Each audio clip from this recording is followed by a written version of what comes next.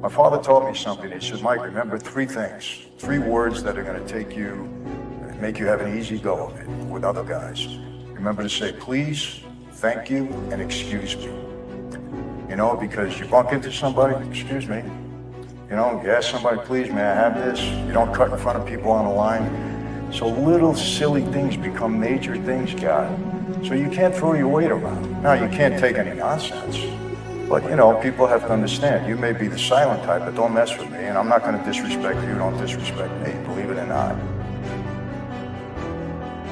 Sometimes you may be the smartest person in the room, and you don't want anybody to know that. You just want to keep quiet like you don't know anything. Let them think they're smarter than you. And there's other times when you're not the smartest person in the room, but you want people to think you are. So you have to learn how to have that skill. And we had certain rules. You know, if you're a made guy and you're at a sit-down, you had to be respectful, no matter what the situation was. In other words, if I'm a made guy and I'm arguing something and I'm lying, and you know I'm lying, you can't call me a liar. If you call me a liar, you lose the argument automatically. You have to figure out a way to make people know that you're wrong, that this guy is wrong and I'm right. And the old timers were very tactful at this. You know, they would try to get you into a trap, or you would just say something and you're done. It's all over. So you had to really learn how to respectfully get your point across. And you had to know the mentality of the personality of the person going in, or you don't defeat them. These old timers were smart. You know, they were cagey. I had so many of these because it was like every day in my life when I was in the gas business, I had somebody trying to take over, somebody trying to get in. Because, you know, in New York, there's a lot of us. And we were constantly engaging with one another on different matters. And I had a big crew, so the guys in my crew got in trouble. I had to sit down with other people. It was constant, the way of business. So you learn how to carry yourself there. And it really helped me in my negotiation skills in business. It really helped because going in, I would figure out what I wanted, what I would settle for. And I would keep, you know, I learned one thing. It's always great to let the other person talk. Let them talk. Let them just keep talking. Throw out a word that gets them a little bit and they'll talk more. And as he's talking, you can kind of figure out his mentality, his personality, what you can get out of him, what you can't get out of him. And it helped me a lot in negotiating deals.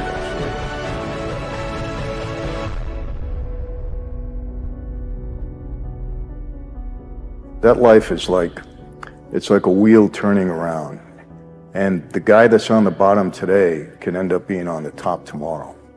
And so a guy that you didn't have much respect for, now you better respect him. Got it. So because of that, you always tried to treat people the right way. Yeah, because you never know, you know, where that guy's going to be the next day or the next week.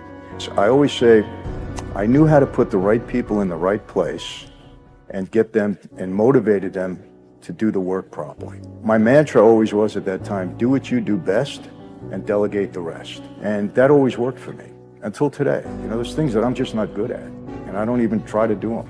I don't even want to be bothered with it, but I'll get somebody that's going to do them a lot better than me. Oh yeah, yeah, I had to.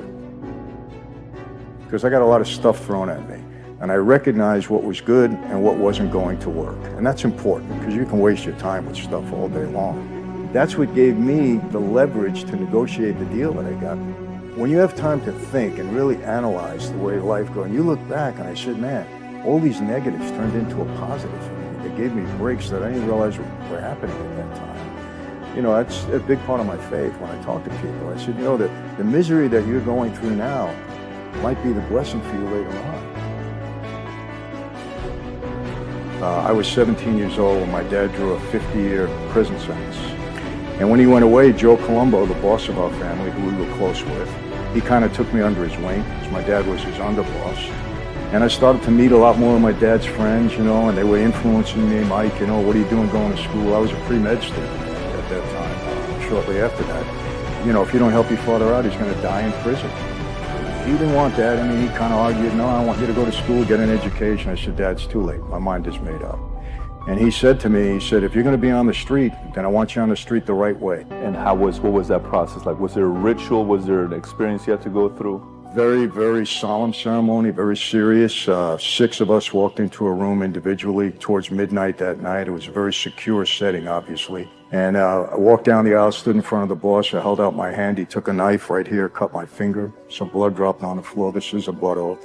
I cupped my hands. He took a picture of a saint, Catholic altar card, put it in my hands and lit it aflame. It didn't hurt. It burned quickly. It was just symbolic. Tonight, Michael Franzese, you are born again into a new life, into La Cosa Nostra, this thing of ours. Violate what you know about this life, betray your brothers, and you will die and burn in hell like the saint is burning in your hands. Do you accept? Yes, I do. And that's it. That's the ritual. God never throws you into the fire without preparing you first. So I spent 20 years in that life at a very high level, and I was a good student of the life. I observed and I watched, and I reached a certain level there. So I knew I had to make changes. You know, one of the horrors about that life, and I don't know if you know this, but you might be in trouble, in serious trouble. Your best friend walks you into a room, you don't walk out again. And unfortunately, I've experienced that in my life with other people.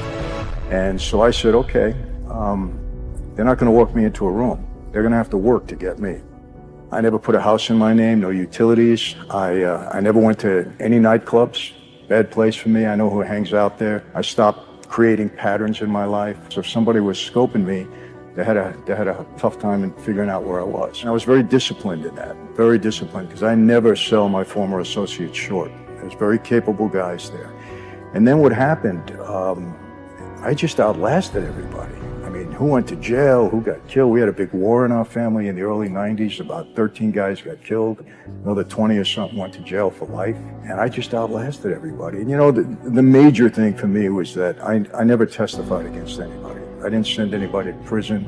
I didn't put anybody in trouble.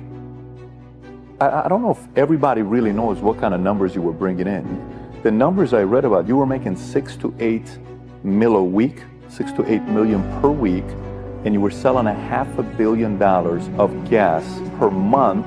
People think that mob guys sit around in their social clubs and we start to target different businesses. Well, we're going to take that over, we're going to do this.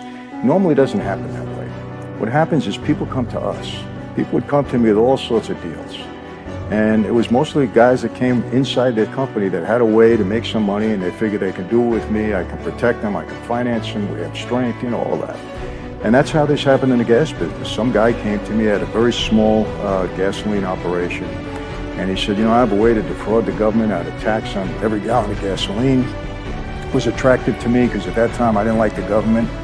And, you know, my targets back then were always bigger companies. So what happened, he had a couple of other wise guys that were kind of trying to extort him in his business. And I was able to solve that for him. And then we went into business together, and I'll tell you how it happened. I put somebody with him because I didn't know him that well. And I said, I'm going to put this fellow with you. We're going to see exactly what you got going on, and we'll try to figure this out. Well, the guy I put with him was a butcher. He was my butcher. Big guy, had a scar across the top of his head. Big Vinny, we call him. So he's coming to every Saturday. He would bring meat to my house, right? So this Saturday he pulls up and he's got this big box on his shoulder. And I said, what are you doing with all that meat? Are we having a party or something? I don't know about it. He says, hey, Chief, it ain't meat. I said, what is it? He said, come on in the kitchen. We go in the kitchen. He puts the box down. He opens it up, $280,000. He said, that's the first week's take in the gas business. And long story short, he really got my attention at that point. I grew that 280 into, at times, almost $8 million a week. You're making all the family's money now. They're all kind of happy about you, but at the same time, you know, you're there as well. What happened when all of a sudden you were growing a little too fast? What kind of threats did you start seeing at that point? Were there some people that were power people saying, wait a minute, I don't like this guy having this much power? Yeah, you know what happened? I had a couple of things against me. Number one, I was a younger guy. And the older guys tend to resent you. You know, you're young, you're doing all this, you're making all this money. And that comes with the territory. You can't help that. You try to deal with it as best you can. You know, you're not flaming that fire, so to speak. And I think it was Newsday, a publication out in Long Island, had written a story that I was becoming so powerful I was going to break away from the Columbos and start my own family. No truth to it whatsoever. It was like a fairy tale, fiction, made up. But it got into people's heads. So, I mean, I got questioned, you know, they were saying $2 billion, Michael. I said, hey, my answer was, when they write about everybody else, it's a lie. When they're writing about me, all of a sudden it's the truth. I said, come on, man, I'm giving you guys